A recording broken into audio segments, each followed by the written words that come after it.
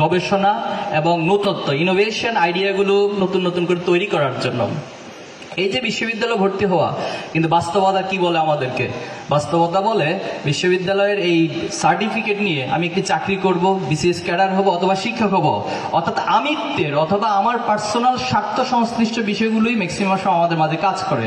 কিন্তু জ্ঞানের যে বিশালতা, জ্ঞানের মূল উদ্দেশ্য হচ্ছে আন্ডারস্ট্যান্ডিং, বোঝাপড়া, নিজের ভিতরে একটা বোধ শক্তি তৈরি হওয়া এবং আমাদের চারপাশে যে সমস্যাগুলো আছে এই সমস্যাগুলোকে আইডেন্টিফাই করে সেটা সমাধান দেওয়া। আমি আশা করি বিশ্ববিদ্যালয়ের সর্বোচ্চ মেধার স্বাক্ষরকারী হিসেবে আপনারা সমাজের এই সমস্যাগুলোকে আইডেন্টিফাই করে সেটা সমাধানের জন্য চেষ্টা করবেন।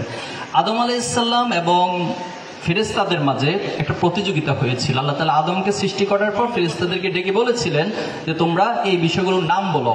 তখন ফেরেশতারা বলেছিল সুবহানাকা লা ইলমা লানা ইল্লা মা আল্লামতানা ইন্নাকা আনতাল আলিমুল হাকিম, যে আল্লাহ আসলে আপনি আমাদেরকে যা শিখিয়ে দেন এর বাইরে কোনো কিছু শিখার সামর্থ্য আমাদের কাছে নাই। তখন আদম আলাইহিস সালামকে আল্লাহ তাআলা শিখিয়ে দিলেন সেই নামগুলো এবং আদম আলাইহিস সালাম সেগুলো ফেরেশতাদের সামনে উপস্থাপন করেছেন। এর দ্বারা যেটা প্রমাণিত হয় যে জ্ঞানের এই প্রতিযোগিতার মধ্য দিয়ে মূলত আল্লাহ তাআলা মানুষকে আশরাফুল মাখলুকাত এবং পৃথিবীর সেরা প্রাণী হিসেবে স্বীকৃতি দিয়েছেন। সে প্রত্যাশা রাখছি। একটি বিষয় একটু স্মরণ করিয়ে দিতে চাই। দেখুন, পৃথিবীতে যারাই অর্জন করে, অর্জনের পরের স্টেপ হয় অনেকের ক্ষেত্রে, সবার ক্ষেত্রে না, কিছু কিছু মানুষের ক্ষেত্রে অর্জনের পরের স্টেপ অহংকারের দিকে ধাবিত হয়।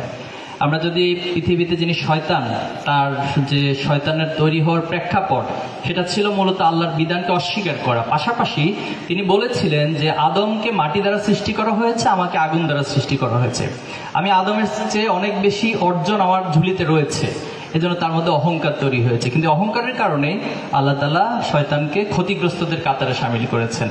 আমরা যদি পৃথিবীর ইতিহাসগুলো দেখি, আদ জাতি, সামুদ জাতি পৃথিবীতে অনেক বড় অট্টালিকা তৈরি করেছিলেন এবং ফিরাউন, নমরুদ যারা পৃথিবীতে এত বেশি বিত্তশালী ছিল, এত বেশি ক্ষমতাশালী ছিল, কিন্তু একটা পর্যায়ে এসে তারা অহংকার করার কারণে আল্লাহ তাআলা তাদেরকে পতন দিয়েছেন। এবং বাংলাদেশের প্রেক্ষাপটে যদি আমরা দেখি, যিনি বাংলাদেশের বিগত সময় প্রধানমন্ত্রী ছিলেন খুনি হাসিনা, তিনিও যেভাবে অহংকার করেছেন, এই বাংলাদেশকে তার নিজের একান্ত সম্পত্তিতে মনে করেছিলেন এবং তিনি মনে করেছিলেন তিনি যা ইচ্ছা সবকিছু করতে পারেন, সে পাওয়ার, সে ক্যাপাসিটি ওনার রয়েছে।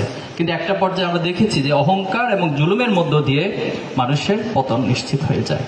এজন্য আমি অনুরোধ করবো, আপনারা যা কিছু অর্জন করেন না কেন পৃথিবীতে, বেশি বেশি আল্লাহর শুকরিয়া আদায় করবেন। আপনার অর্জনের পিছনে শুধুমাত্র আপনি এককভাবে জড়িত ছিলেন না, প্রত্যেক ব্যক্তির অর্জনের পাশে তার যে পারিপার্শ্বিকতা, তার যে পিতামাতা, শিক্ষক, এরপরে সমাজের বা আত্মীয় স্বজনের মধ্যে যারা আছে, সকলের মিলে সকলের সাপোর্টের কারণেই সেটা সম্ভব হয়। ফাইনালি আল্লাহ তাআলা হয়তো আপনাকে কবুল করেছেন, এজন্য আপনি অর্জনগুলো করেছেন। এজন্য আমার মেসেজ হচ্ছে আপনাদের প্রতি, জীবনে যত অর্জন করুন না কেন তত বেশি আল্লাহর কাছে শুকরিয়া আদায় করবেন। ফাইন শাকারতুম লাযিদান্নাকুম, আল্লাহ তাআলা আপনাকে আরো বাড়িয়ে দিবেন। কিন্তু আপনার মনের মধ্যে যদি অহংকার বোধ তৈরি হয় তাহলে সেটা ক্ষতির কারণ হয়ে যাবে।